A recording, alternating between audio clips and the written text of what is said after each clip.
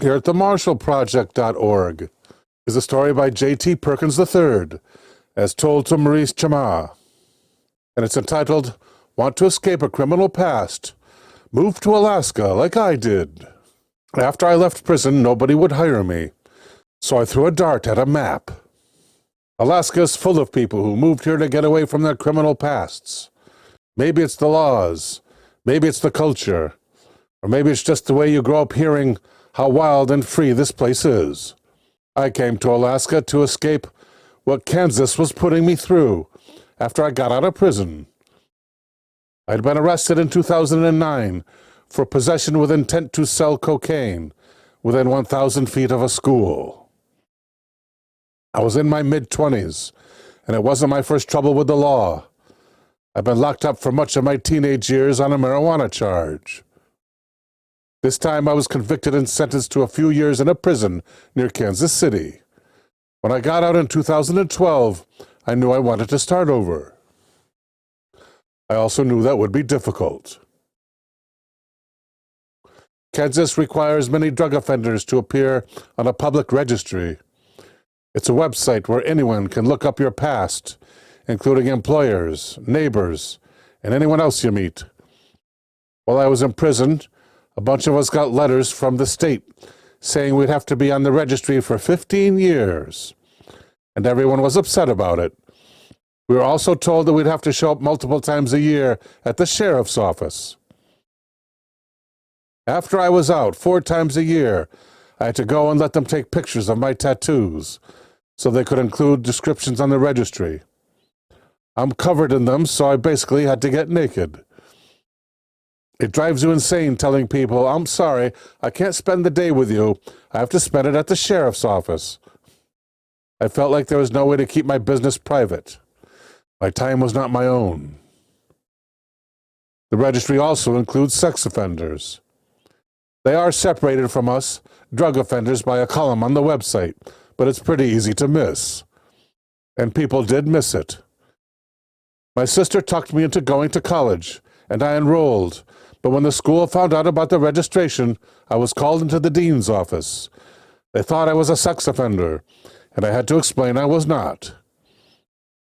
I didn't want to put up with the questions that would inevitably keep coming up, so I quit going to classes and I studied online. Finding a job was no better.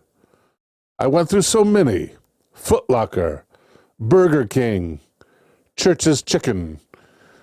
It was always fine at first, until someone found out I was listed online. One boss, when he fired me, said he didn't want customers to think they had hired that type of person. Everyone assumed I was a sex offender. I explained to people over and over that my crime had to do with drugs. It was exhausting. It was so exhausting I needed more drugs. No, he doesn't say that.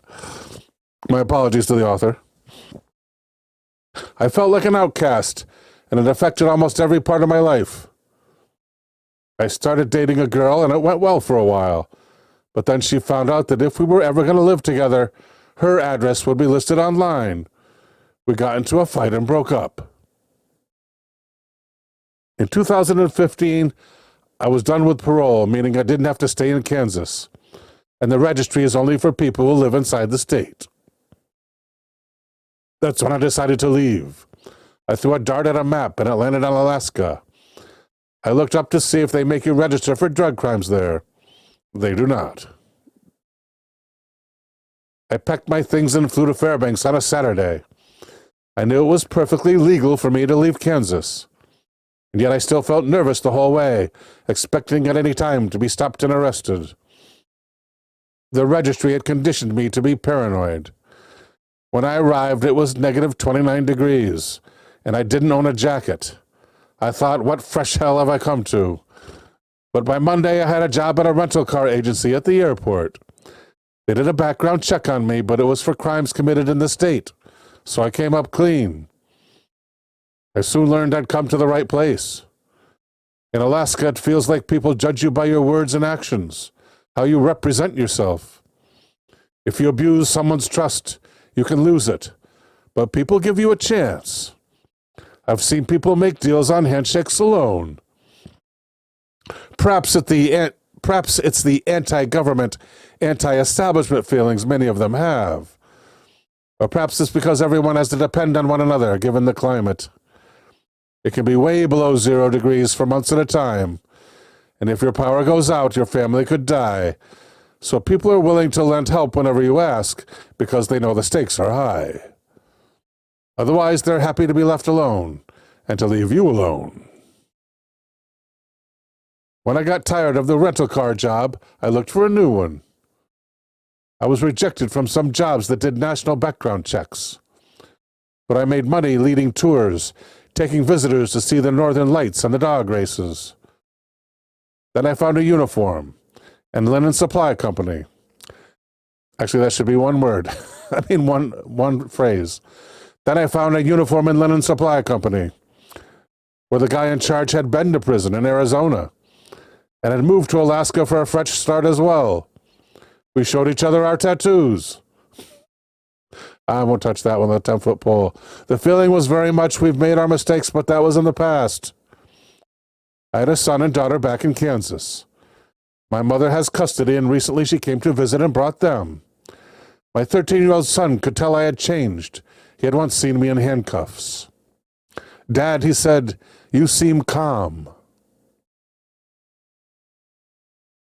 Whoa, where'd it go? And that's the end of the article. That's pretty cool. And it says the author here, J.T. Perkins, lives in Fairbanks, Alaska. Learn more about the Kansas Drug Registry here. Correction, an earlier version of this story incorrectly described who has custody of J.T. Perkins' children. They live with his mother. Let's check out the drug registry. We have time. Well, I want to see the registry itself. Don't we have a hot link here somewhere? Convicted of a drug crime, registered with sex offenders. In Kansas, even many minor drug offenders must appear on the state's registry. A new bill would change that. This back in 2018. Kansas State Drug Registry, I guess, right? Let's look it up. Oh, it's a common search. What do you know? Staterecords.org. I imagine it's there somewhere, right? Criminal records. Instant access. I wonder if we can get his. I have to duplicate this, then go back to his name. Duplicate. J.T. Perkins III. Let's go Perkins here, I guess. Perkins. J.T. City, we don't know. I forget if he mentioned it. Instant access search. I agree. We'll let that search. We'll come back to this. We have a John P. Do we have a John T? Come on, John T. Well, we can look for it. Control F. John T. No John T. So we can't find the guy's records. I guess they may have been purged since.